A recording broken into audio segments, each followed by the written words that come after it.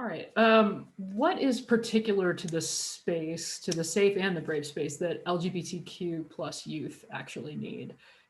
All youth need safe space, brave space, but I think that subset of our groups really needs that in a different way. Can you speak to that a little bit? Yeah, I wish the time would come where we wouldn't even have to address it because everyone in the room would feel like they belong. And so when it comes to LGBT youth, they are used to being called names. They are used to being disregarded. When it comes to immigrant youth, they are used to being invisible. So changing the dynamics of including them in decision making, including them in planning, celebrating the bravery of dressing up differently or things like that. I had uh, I had a youth leader who knew that one of the students was going through a hard time and with his hair, he was losing his hair and something was happening. So the youth leader actually went and shaved his head.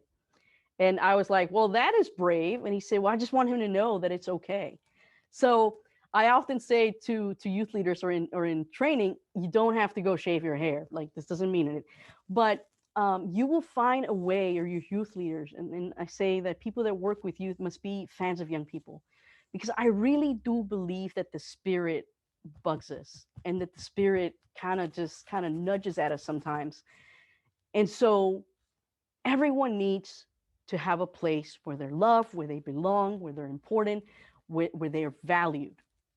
But these particular groups, more than anything, need to know that it doesn't matter. It doesn't matter who or how you identify, you are just as important as the other person in this room. And that's why I say that what are your nonverbals? And what is your body language? And there's been some stories that kids have told me where I would be like, oh my God, but I can't say it, right? Um, and then later on, I would ask them to speak, and aside, and then I would say, I don't know, that's a great idea. Not in a confrontational or what are you thinking, but more of a, maybe we could look at it this way. So not treating them as aliens or as different, which aliens, not using the words illegal aliens.